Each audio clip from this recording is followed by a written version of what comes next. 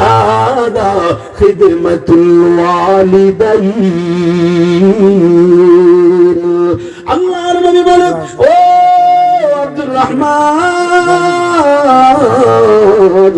শোনো রে, আমি তাকায় দেখলাম যে একটা দেয়াল, এই দেয়ালের ভিতরে লেখা খিদমাতুল ওয়ালিদাইন, মা বাবার খেদমত, মা বাবার খেদমত, মা বাবার খেদমত।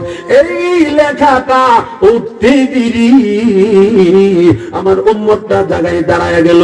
আজরাইলকে আমি আর খুঁজে পাইলাম না। ও আব্দুর রহমান ইবনে সামুরা, জানেনি আমার উম্মত দৌড়াইতেছে, আজরাইল তাকে দৌড়াইতেছে, কিন্তু খিদমতুল ওয়ালিদাইন, মা বাবার খেদমত, এই লেখাটা উঠতে দিরি আজরাইলকে আর খুঁজে পাইলাম না। আমার নবী ব্যাখ্যা দিতেছে, এই পৃথিবীর জমিনে যেই সন্তান তার জীবনে তার আব্বা আম্মার খেদমত করবে, প্রাণ করে মা বাবার খেদমত করে যাবে, মাকে ইজ্জত করবে গো, বাবাকে সম্মান করবে, আল্লাহর নবী বলেন আমার আল্লাহ তার হায়াতের ভিতরে বরকত ঢেলে দিবে। জোরে বলেন সুবহানাল্লাহ। হায়াত যদিও আমার বাড়বে না, আজরাইল দৌড়াইতেছে, নবী গায় আজরাইলকে আর দেখি না। খিদমতুল ওয়ালিদাইন, আব্বা আম্মার খেদমত এক নাম্বার আমল। বলেন তো মা বাবার খেদমত করলে লাভ কি? হায়াতের ভিতরে আল্লাহ বরকত দেয়। কি দেয়? জোরে বলেন। শুধু বরকত দেয় না, মা বাবার খেদমত করো, আব্বা আম্মার খেদমত যদি করো, মা বাবা যদি তোমার জন্য একটু দোয়া করে দেয়, আব্বা আম্মা যদি তোমার জন্য একটু রাজি হয়ে যায়, আমার আল্লাহ রাজি হয়ে যায়। আমার আল্লাহর হাবিব বলেন, শোনো, রিদার রাব্বি বিরিদাল ওয়ালিদাইন। আমার সাথে সকলে জবান নাড়াইয়া পড়েন তো, মায়ের দোয়া লৌহে মুমিন, মায়ের দোয়া আলা, বাবার দোয়া লৌহে মুমিন, বাবার দোয়া আলা।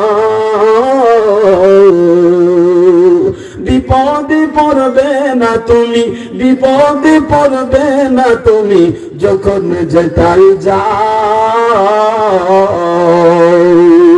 মায়ের দোয়া লৌহে মুমিন, মায়ের দোয়া লও, যাহা কিছু হও না কেনে, কিছুই না তোমার মায়ের দোয়া বিনে। একসাথে বলেন ঠিক কিনা? মুসলমান বাবাজিরা, এই হলো নবীর স্বপ্নের এক নাম্বার পয়েন্ট। নবী বলেন আজরাইল তাকে দৌড়াইতেছে, কিন্তু খিদমাতুল ওয়ালিদাইন লেখা উঠতে দিরি আজরাইল যে কোথায় চলে গেল। আল্লাহ তার হায়াতের ভিতরে বারাকা ঢুকায়া দিছে।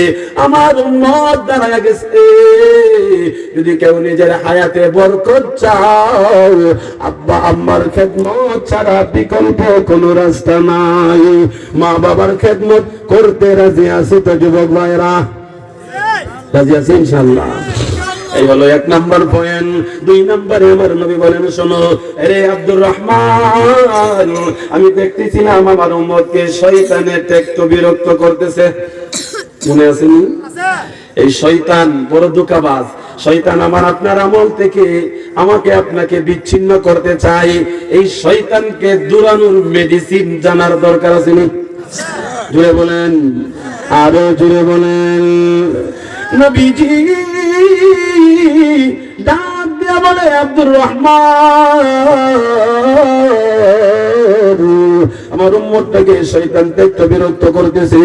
এমনি আমি তাকায়া দেখি রে, শয়তান আর আমার উম্মতের মাঝখানে লেখা হাদা জিকরুল্লাহ। আল্লাহর হাবিব বলেন, শুনো, এই আমলটার নাম হলো জিকির, জিকরুল্লাহ। আল্লাহর জিকির হলো শয়তান তাড়ানোর ঔষধ। আল্লাহর জিকির হলো শয়তান তাড়ানোর ঔষধ। আমার 5 সবকের 1 নাম্বার সবক এটাই ছিল, ইন্নামাল মুমিনুনা আল্লাযীনা ইযা যুকিরাল্লাহ ওয়াজিলাত কুলুবুহুম। আল্লাহর জিকির।